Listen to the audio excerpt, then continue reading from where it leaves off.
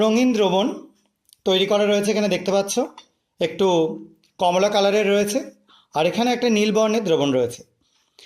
আমি এই কমলা কালারের দ্রবণটা নীল বর্ণের দ্রবণের মধ্যে মেলাবো এবং দেখব কি ঘটছে।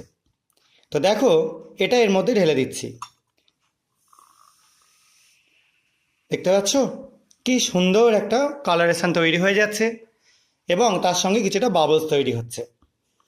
তো কেন হচ্ছে এটা একটু জেনে নেওয়া যাক। এই কমলা বর্ণের যে দ্রবণটা ছিল, এই দ্রবণে আমি নিয়েছিলাম পটাশিয়াম কার্বনেটের সলিউশন K2CO3 দ্রবণ। তার মধ্যে যোগ করে দিয়েছিলাম মিথাইল অরেঞ্জ, যার জন্য তোমরা এই কালারটা দেখতে পাচ্ছিলে। এবং এখানে আমরা নিয়েছিলাম একটা আয়রনের সল্ট, যেটা ছিল পটাশিয়াম ফেরোসায়ানাইড আর আয়রন বিক্রিয়া করে আয়রন ফেরোসায়ানাইড, তার সলিউশন।